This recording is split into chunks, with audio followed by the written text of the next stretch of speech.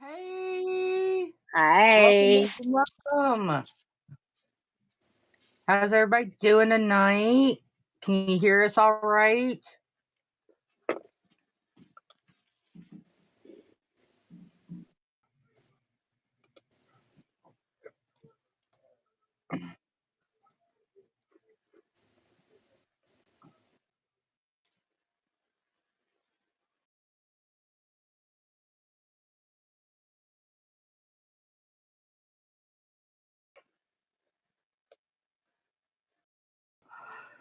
Patrick drop. Okay. And Izzy is gone off the screen. She's still here. Yeah. Is this going to be like last week? Or. I think so. I have no idea. Okay. What happened Last week Izzy set up the stream and then it was just me and Cash up here. Oh, okay. Stuff. I'm good with that. Got my tea. Just been feeling rough. So answer came running. Yeah. Yeah, Izzy's definitely feeling under the weather. She's just it's that time of the year. Everybody's coming down with something. We call it the HUD. So Izzy's running back in, but is mostly here for moral support. The spring sicknesses are here, even though it's not spring yet. Not for another It week. is not spring yet. We do have a fairly short show, which probably means we will not be doing anything tomorrow night. Well, to be fair, I'm okay. I'm still not 100%. But I'm feeling worse because I started working out again last night. And last night was leg day. And every time I have gone up and down the stairs today, up is fine. Little sore. Just a little sore. Coming back down the stairs, I want to cut my legs off. Okay. So, and I've been dealing with it all day. I've been stretching, making sure that I do the forward stretch, the back stretch. Amazingly enough, my balance on one leg is really, really good. I was just standing there for like a minute with my knee to my chest and going, wow, I could stand here all day. But like the longer I'm up and awake, the more it's just not great. Like I want to curl up in bed right now. I'm draining real fast. So, yeah, I think I'm going to be moral support before I pass out. Right. Which is completely fine. Thank you all for your understanding. Yep.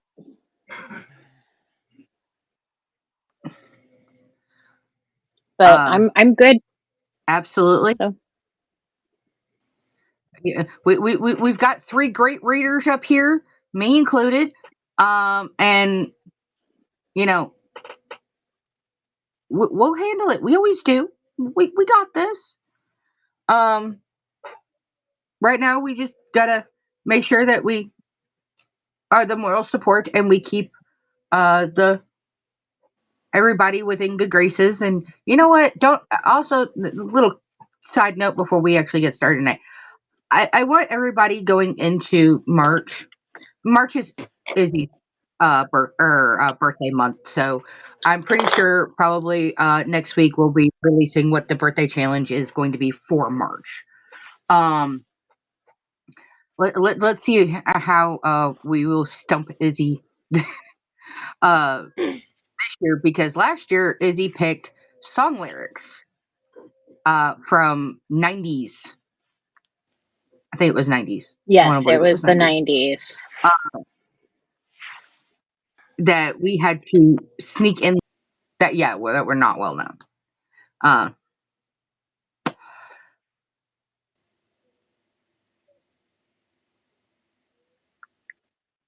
Yeah, Stakes. I'm with you on that one. I don't know Korean,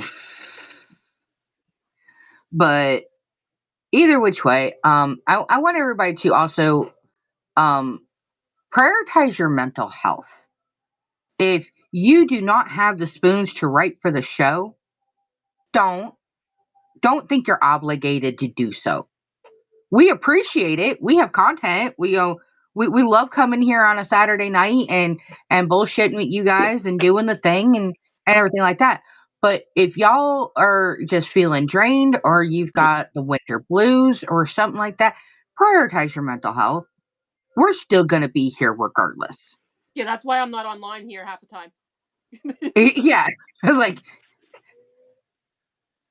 we just prioritize you. And you know, self-care is not a trope as much as, you know, people want to play it off and stuff like that. It's one of those things that it's like, no, we don't play that game.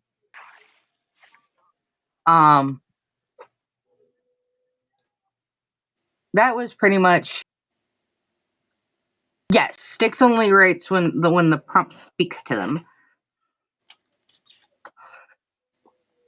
Huh?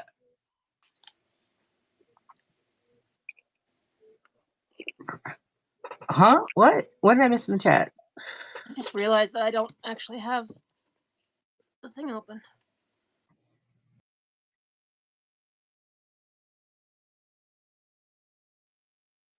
But yeah, that's currently just what's going on.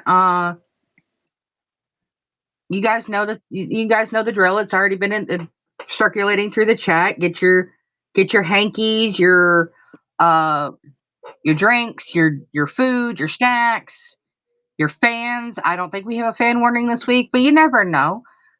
With our stuff, it's better to have it and not need it than need it and not have it. Oh, you just made me sad. What? Robert Duvall died. Because his character Gus in Lonesome Dove would say that about his gun.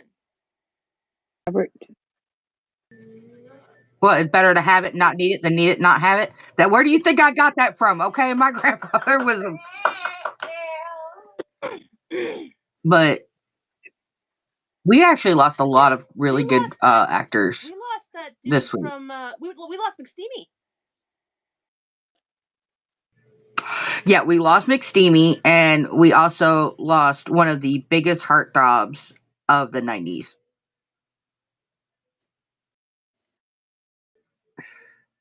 Dawson's Creek. Do not tell me Timothy Oliphant died. Mm-mm. No. Thank fuck. The other one. What? I didn't watch Dawson's Creek. I don't know who. Oh.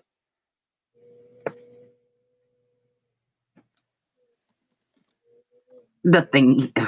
Dawson's Creek actor death.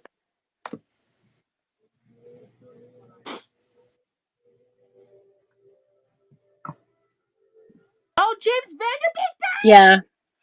Yeah, there you go. Oh, Yeah. Yeah. A lot of the ones that are passing away, they're either. So, well, that's 30. With that, yeah. So that's where we're at. So we're going to go ahead and start the show tonight. As everybody knows, anything that's submitted to the show, we have expressed permission to do or to read it out by the submissions admission alone. But we are not here to train AI. Please write your own damn shit. Don't steal our fucking podcast, and we'll all be happy as a damn clam. But now on to the spinny spin. Wait, why are we spinning? We got a spinny spin. Why are we spinning? Because it was popular. It was popular, and the fact that we not only was it popular, but everybody kind of knows where they submitted at, so they know. So this helps, you know, shake things up a bit. God, Izzy, why did you remind me of that? Oh, Catherine O'Hara. Yeah, the mom. Oh yeah, that's right. The mom from Beetlejuice, the mom from Home Alone, and the mom from Schitt's Creek. Mm-hmm. Yep. I love her. Yeah. All right. First up, Miss Trisha Jones. Who's reading? You want to go Yeah, ahead and read sure. first? Let me get it open. Okay. Okie dokie. I I woke up in a panic. I sat in the dark, trying to convince my heartbeat to slow down. I felt a hand gently rubbing my back. I turned to see Will propped up on one elbow. Are you okay? He asked sleepily. I nodded. Yeah, just a nightmare. You've been having a lot of those lately. I laid down next to him. I think it's just stress from work. He snuggled up to me. Okay. He fell asleep almost immediately while I laid there awake for hours. I couldn't tell him that my nightmares have increased. I can't tell him that they have found a way to contact me. I thought, hell, I can't even tell him who they are. I don't need him to get involved. I can't let him get hurt. I eventually fell asleep. Thank goodness there was no more nightmares that night. I cussed as the alarm went off, but I got up and got ready for work. I was in the kitchen making a mug of tea when Will walked in. Good morning, my love. He kissed my cheek. Morning, I grumbled, sipping my tea. I'll take it you didn't I take it you didn't get much sleep after your nightmare, he said, making himself some coffee. I shook my head. I can't get back to sleep for a few hours. I finished my tea. I'm sorry, sweetheart. I will live. I put my mug down. I better get going. Have a good day, gave me a kiss. I will do my best, I said, grabbing my purse. When I left, I noticed a car I recognized. Fuck, they found where I live. I continued walking to my car like I didn't see them. I drove to work knowing they were following me. I knew they figured out where I work a while ago. I already had told security and they put them on a list of people not to allow inside. I sat at my desk doing my work.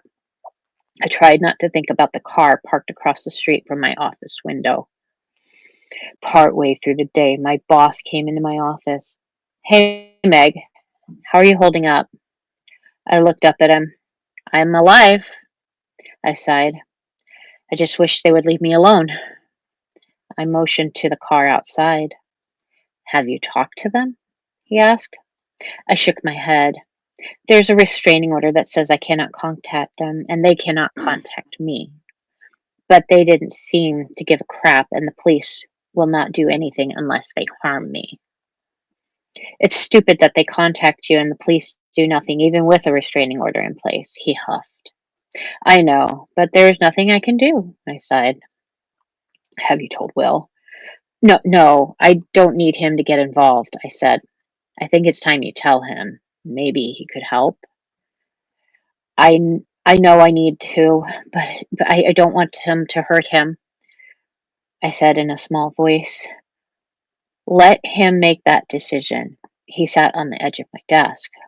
Why don't you go home and talk to Will? I nodded, gathered my things, and went to my car. The drive home wasn't very long, but I had to drive past home a few times trying to lose the car following me. Once I got home, I let out a big sigh. Will looked up. You're home early.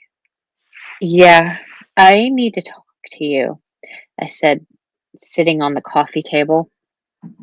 Is everything okay? He asked, worried. I shook my head. You have been asking questions and I have been answering in half truths. I think it's time I tell you everything. I told him about how my parents treated me growing up, and before I met him, that I got a restraining order against them with evidence of how crazy and controlling they were. I moved here and met him, and my life has been wonderful with him in it. But you feel it's time we break up, he said, scared. Oh, God, no. I want you to stay in my life forever, I said, sitting next to him. I took his hand in mine. They found me. They know where I live and work. They are why I've been having nightmares. Did you call the police?" he asked. I nodded. "Yes, but they won't do anything until they do something violent towards me." "Why didn't you tell me sooner?" he asked. "I didn't want you to get hurt." "I'll be here for you no matter what," Will said.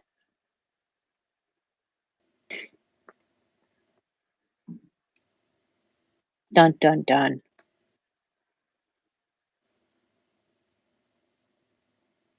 Yeah, that's where she left it.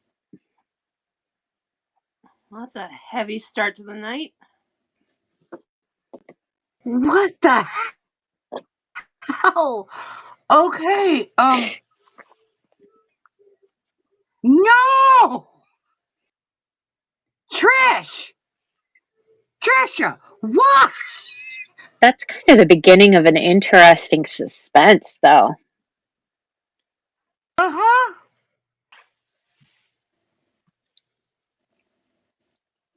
What was the evidence? I have with Trisha's. You always have more questions than you have answers. Oh, yeah, for sure. I think that's why we love hers. Yeah, absolutely. Okay, spinny wheel.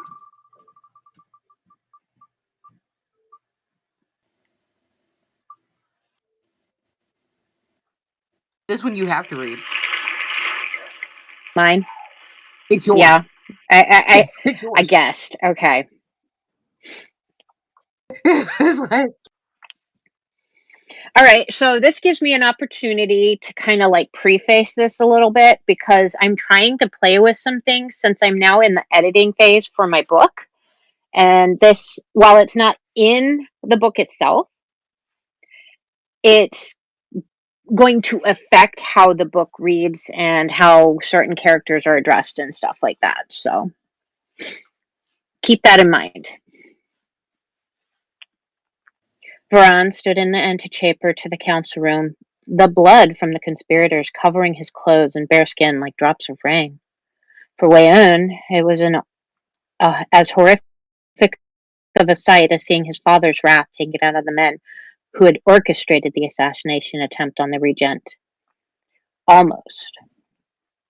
Never in his wild dreams did the prince think his father capable of the type of violence he had seen. When? How much did you see? The emperor fixed his robes, placing every fold back in its proper place. I saw everything, father. The boy shrank away, unsure if he was in trouble or not. Varan sighed. You've been asking me questions for almost 2 years now, and I've only been giving half answers. I think now is the time I tell you my past and why I am still referred to as the butcher by many. The emperor looked into the council chamber where the guards were starting to clear the gathered boards so that they could deal with the 4 bodies laying in the center of the room. They were the ones responsible for Kiva's. Wayon couldn't finish what he wanted to say. He had no love for Leandra, but he wished her no ill, and was just as saddened by his newborn sister's passing as everyone else. His dark hair fell in his eyes as he looked up at his elder standing before him. He brushed the lock away from his face as he turned and proceeded to walk away from the emperor. I would like to know more of who my father is. What I just witnessed is not what I expected from you. I've always thought of you as compassionate and calm. Today you. His head lowered as he struggled to say what he wanted to say. Today I saw someone I do not know.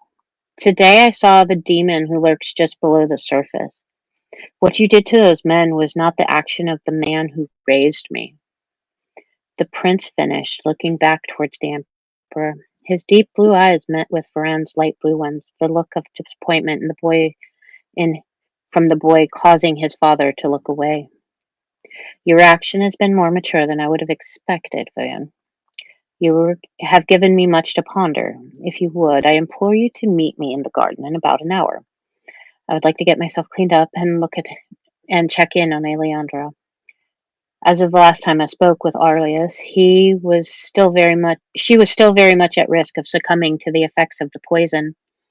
If you did not like the person you saw just now, just hope nothing happens to her. Varan's tone, while carrying undertones of shame, was also filled with a quiet rage. Yes, father. The prince's reply was brief as he walked away. I need a drink real quick.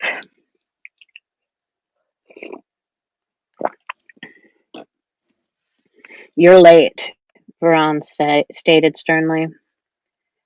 I had many things to consider before coming to meet with you, father. Thank you for giving me a chance to explain myself. The emperor had his back to Wayan as the boy walked from the receiving hall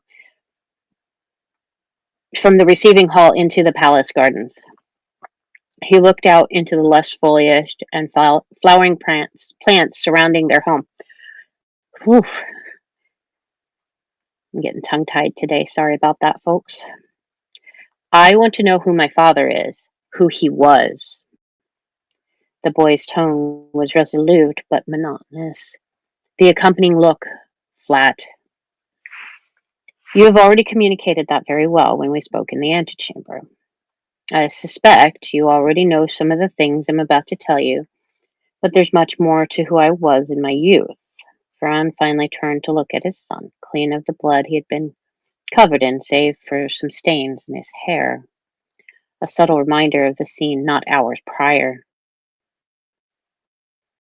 The regent faring, Wayon came to stand next to him. She will live. There's no telling as of now if there will be any lingering maladies from the Kazugu, but she will get better in time. Some of the emperor's white blonde strands of hair were floating in the light breeze. Are there any ideas where they were able to find the mushroom? It only grows on the coast and the opposite side of the northern mountains, in the Deadlands, the prince asked. I suspect that the King of Death has a hand in that, if not the entire plot. Walk with me, please. I would like to place some distance between us and the palace. Varan motioned as he walked through the vine-covered archway leading to the garden pathway. I have had my suspicions that our adversary has tainted those who are... Oh my gosh. Sorry, I've got a lot on my mind right now, and I'm having some trouble here. I have had my suspicions that our adversary has tainted those who are not, and there are those who are not showing the signs. I believe the fiend does not fully turn them, but instead keeps them in a state resembling life. Looking forward, the emperor passed the statues of their ancestors without a glance. Wayan took a long look at the statue of his grandmother, Empress Kura the Mad. She was difficult, yeah, or was she hard to bear as your parent? He looked at his father, who paused. She was difficult, yes. I felt like I was never able to live up to her expectations. I argued with her a lot once I'd become an adult and had my own command of a battalion in our forces. Fran's eyes became downcast. All because you weren't born a girl? The prince continued walking to where his father had stopped. He stood he stood he stood next to him. Yes, it was a great blow to my ego in my youth. My belief is that she thought a daughter would be someone she could relate to more. She was finally coming to see me for who I was right before The emperor went silent as he looked towards the great tower that rose from the east wing of the palace. It doesn't matter. I would hope that her mind feels more free now that she's no longer on this side of the veils. He finished, resuming their walk through the lush landscaping. They walked for a short time in silence, both waiting for the other to speak. Finally, Weun broke the lull in the conversation. Why? Why execute them? Why not allow them to face the council? If I had not made an example of them, who's to say they would not attempt to kill Ileandra again? Or myself? Or you? And the young lord showed no remorse for the death of your sister. Varan answered, firm in his reasoning. Fair. But aren't you one of the biggest proponents of giving people a chance? What happened to the concept of redemption you taught to me and Pell? The prince jumped as one of the fey lights located throughout the garden lit up. It was on a night like this that we buried your mother, Varan said absent-mindedly. He then realized what the boy had asked and then responded. Sometimes, to be able to allow people to be redeemed, you have to know when people are unable to be redeemed. You also have to come to accept the fact that some will forever be beyond redemption. The Emperor took one of the lights in his hand, moving it away from the cluster it had been part of, placing it where it was on its own. The light becoming more even along the road they were walking on. But how do you learn to tell if someone is redeemable or not? It's a sense you build over the course of years, Wayan. It will be something you will develop with patience and time, Varan replied. Dun dun dun.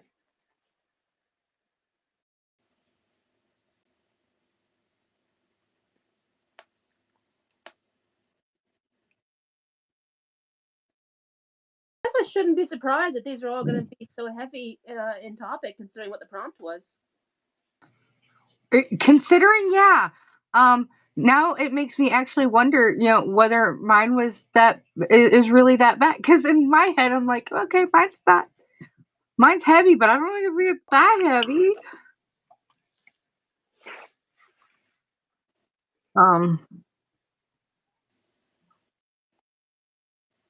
Also, hi, EJ. It needs a little bit of work, Hi, EJ. but as Izzy likes to say, it is a rough draft. So Everything here is a rough draft, and no matter how clean we try to have it, this is just a segment of a story. This is only X number of words, no more than 200 or 2,500 words that we submit. So we're not getting the full context. We're getting enough context to go with, damn, daddy has a past, and it definitely a bloody one, which you kind of come to expect from a ruler of his caliber. So What's that? it, What's that? What's the quote I keep hearing? Is fear the old man whose profession belongs to that of the youth. right, very much so. So that's two heavies out of the way. Let's see if we can't get something a little more, lighthearted. I doubt it. Look we got. Okay. This one I'll take. okay. This is Aces. Aces up next, guys. Okay.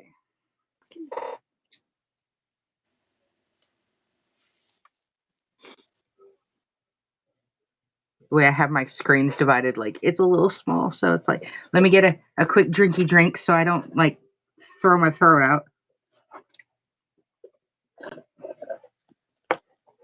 Okay. Me. Tessa woke to the pale gold early morning, the kind of light that felt gentle, like it knew today mattered. For a moment, she lay still, listening. Marian breathed beside her in her nest, a soft rumbling, half snore that sounded like a very small, very determined bear. Then, as if sensing Tessa's wakefulness, Marian made a noise somewhere between a groan and a complaint. Tessa smiled. Good morning. Marian burrowed deeper into the blankets. No, it's time. No, it isn't, Marian mumbled. voice muffled. Time is fake. Morning is fake. Leaving is fake. Everything is fake except sleep. I feel that. I mean, I truly fucking feel that, like, deep down in my core. Sorry, that was a sidebar. Had a freaking hair touching my nose. I'm like, no. Tessa laughed softly. We have to get ready. Marion's head popped off of the nest like a startled prairie dog. Her hair was a disaster. Her eyes were half closed. Her voice pure chaos. Why? Tessa raised an eyebrow. Because we are leaving today. Marion blinked slowly. Oh, right, that. She flopped backward again, limbs sprawled dramatically. Give me a minute. I need to recalibrate. Tessa sat up, stretching, letting the morning settle into her bones. She felt surprisingly bright, not because leaving was easy, but because yesterday had filled her so completely that she felt steady now, anchored. After a few minutes of chaotic mumbling, blankets rustling, and one brief moment where Marion declared she was ascending to the next plane, Marion finally sat up, her eyes sharp, her voice steady, and she pointed at Tessa with absolute authority. Put on your fishing outfit. Tessa blinked. Now? Yes, it's tradition. You arrived in it, you leave in it. It's symbolic. It's poetic. It's. She waved her hands vaguely. Something. Tessa smiled. Okay. She dressed on the familiar fishing trousers, the sturdy boots, and weather worn outer shirt. And underneath it all, she slipped on Marion's patched shirt, soft, warm, and unmistakably hers. Marion watched with a proud little nod. Good. Perfect. You look like you're leaving and staying all at the same time. Tessa laughed. Is that a compliment? Yes, Marion said, already halfway out the door. Now come on, I smell breakfast. The kitchen was warm, bustling, and full of the kind of purposeful energy that only comes on important mornings. Sarah was finishing a pan of fried bread, Oh. was packing the last of the travel food into cloth wrapped in a bundle. Garen was already outside checking the wagon's harnesses. Bernock? We're just gonna go with Bernock. Or Brennock, sat at the table, boots on, coat on, posture tense. The look of a man who wanted to leave 10 minutes ago, but was trying very hard to be polite about it.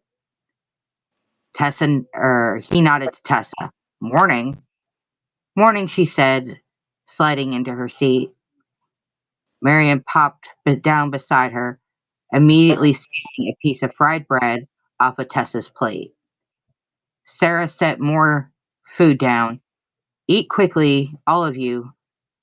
Bennick is itching to get on the road. He didn't deny it. We've got a long day ahead. Marion rolled her eyes. You're so dramatic. It's just a road. It's a loud behind her cup. They ate fast, not rushed, but with the quiet understanding that time was moving and the day the day was waiting. And the moment of departure was drawing close with every bite. When the plates were empty and the last of the tea was gone, Brannock stood. Let's get started. He crossed the room to the hearth where the flame red gemstone rested in its place of honor. The morning light caught the facets, sending a warm glow across the room, a reminder of the test he had completed, the mastery he had proven, and the elder who wanted, or, and the elder who waited for this piece in Lark Hollow. Brannock lifted it with both hands, reverent and steady. He wrapped it first in a soft cloth, then a thick blanket. Then he tied the bundle securely with a cord. Tessa watched him, watched him, noting the care he took. Not rushed, not distracted, but fully present. This was more than a carving. It was a declaration. Brannock carried the bundle outside to the wagon and placed it gently into a storage compartment, wedging it so it wouldn't shift on the road. When he returned, Tessa stepped toward the hearth. Her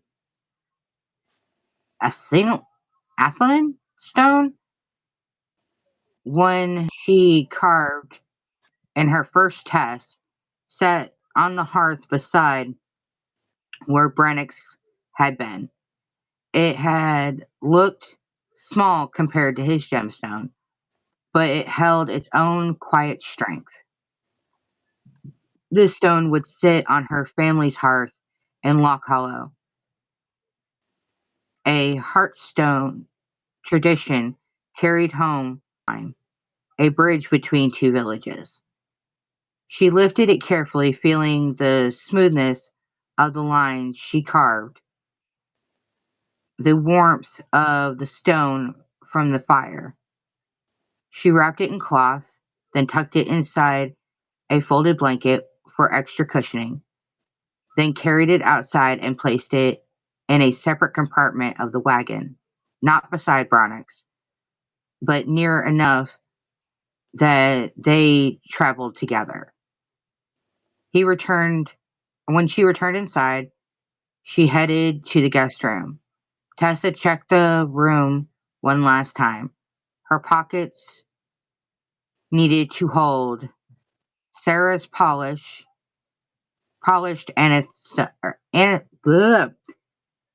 stone half, Marion's twin leaf charm.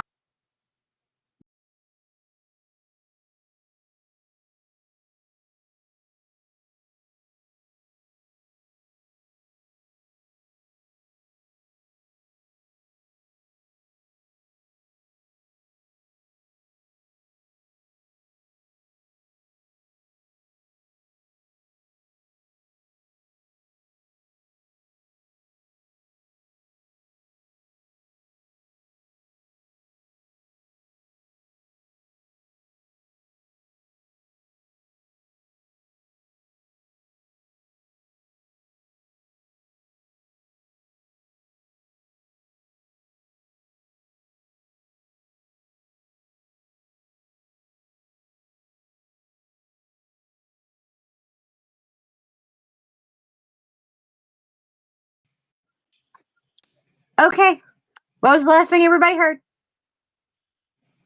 Line last. Thank you, Bitter.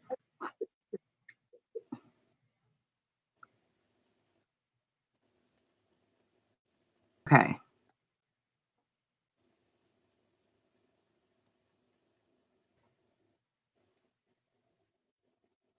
I don't know. I honestly don't know what's going on. I just know that we're doing the best we can. Okay, back to the story.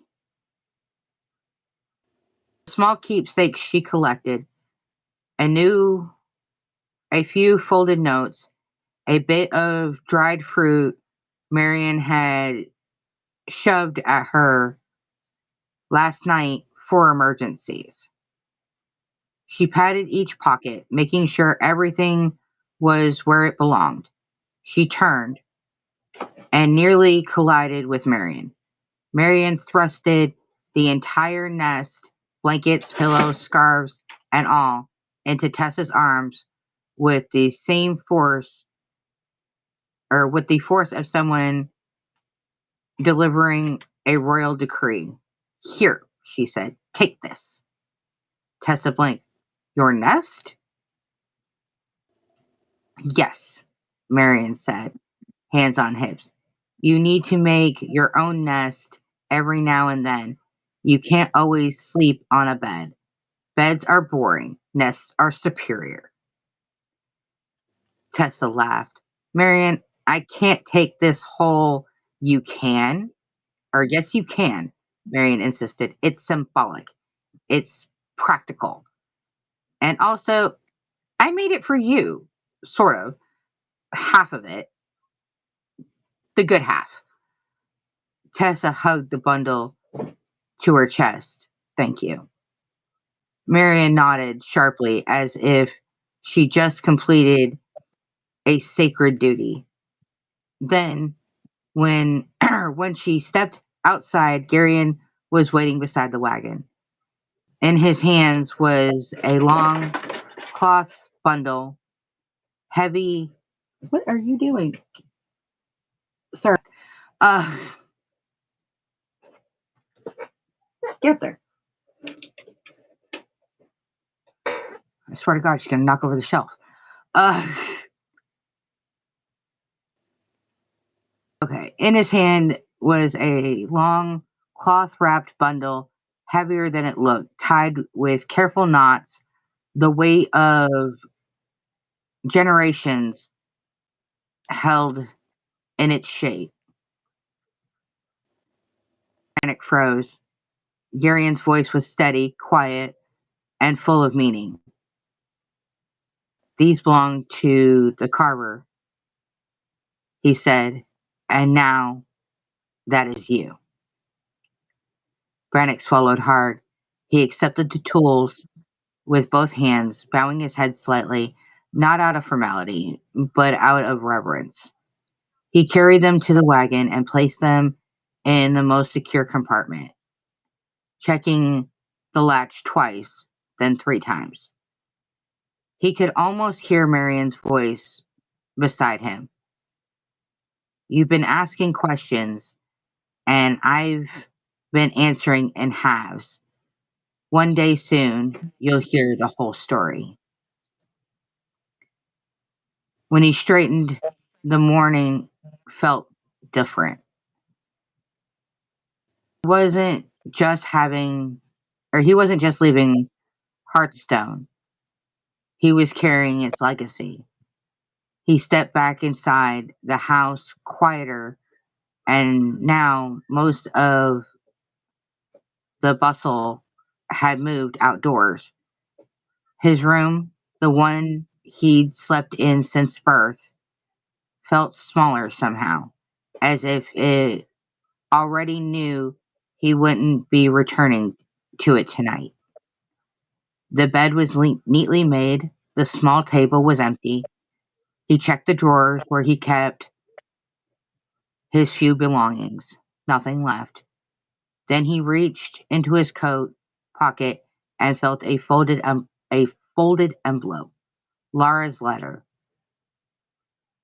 The additional note saying Tessa was no longer a teen. He touched them both, letting their quiet truth settle into him. He pressed them deeper into his pocket, making sure they were secure. As for clothing and supplies, he didn't need to check. Sarah had already packed everything he would need for living in Lark Hollow for a while. She had done it quietly, efficiently, without asking, because that was who she was. He took one last look around the room and then turned toward the door. Sarah was waiting. She stepped in the hallway, hands folded, eyes soft, not sad, not exactly, but full of something deeper, something proud, something tender. Beric, she said, or he stopped in front of her. For a moment, neither spoke. Then Sarah reached up and touched his cheek the way she had when he was small. You've grown into a good man. He swallowed. I'm just doing what needs to be done. No, she said gently. You're doing more than that. You're leading. You're guiding. And you will lead Tessa well. Down, humble. I'll try. I know you will. Her voice softened even further. And I hope when you're in Lark Hollow, that your heart opens. There is someone there who will see you clearly if you let them. Burke's breath caught, not in embarrassment, but in a quiet recognition that she wasn't teasing. She meant it. She saw him. She saw Tessa. She saw everything he wasn't ready to say out loud. He nodded once. Sarah's smile, warm, steady, full of love. Come on, they're waiting. She walked with him to the door, then out into the morning light. Her hand brushed his arm in a gesture that said everything she didn't put into words. Together they stepped toward the wagon, ready to join the farewells. Garen stood by the wagon, hands clasped behind his back, posture straight. When Beric approached, the older man's expression softened. Not much, but enough that Beric felt it. They felt they faced each other in the crisp morning air. Garen nodded once. You ready? Beric swallowed. Because of you. Because of the sorry. Because of your work, Garen corrected gently. I only showed you the path. You walked it. A long breath passed between them, the kind that carries years of unspoken things. Beric stepped forward and embraced him. Garen's arms came up slowly, then firmly holding his son with the pride of a father and the respect of a master craftsman acknowledging the man his student had become. When they parted, Garen's voice was low. Lead well, carve true, and come home when you can. Beric nodded, jaw tight, eyes bright. Tessa approached next, unsure how to stand, how to speak, how to say goodbye to a man who had intimidated her at first and then quietly, steadily made her feel seen. Aaron looked at her with a warmth she hadn't expected. You've grown, he said simply. Tessa blinked. I hope so. You have, he said. You came here unsure. You leave with purpose. That is no small thing. She felt her throat tighten. Thank you for everything, for letting me be here, for teaching me, for trusting me. Garen inclined his head. You earned that trust. She said, or she didn't know what else to say, so she bowed her head slightly, not a formal gesture, but a sincere one. Gary placed a steady hand on her shoulder. Travel well, Tessa. She nodded, holding back her emotions rising in her chest. Marian stood a few steps away, arms crossed, chin trembling with the effort of pretending she was fine. The moment Tessa turned around, Marian broke. She laughed. She launched herself forward, wrapping Tessa in a hug so fierce it nearly knocked them both over. You can't go, Marian said into her shoulder. I mean, you can, but you can't. But you have to. But I hate it. Tessa held her just as tightly. I'll come back. You better, Marian sniffed, or I'll find you. I know where Lock Hall is. I can walk. I have legs. Tessa laughed through the ache in her chest. I know you do. Marian pulled back just enough to look at her, eyes shining. You're my twin. That doesn't stop just because you're far away. It won't, Tessa whispered. Marian nodded fiercely, wiping her face with the back of her hand. Good, because I'm going to write you letters and send you things and yell at you in my head. Tessa smiled. I'll hear it. Marian hugged her again, soft this time, but deeper. When they finally separated, Marian stepped back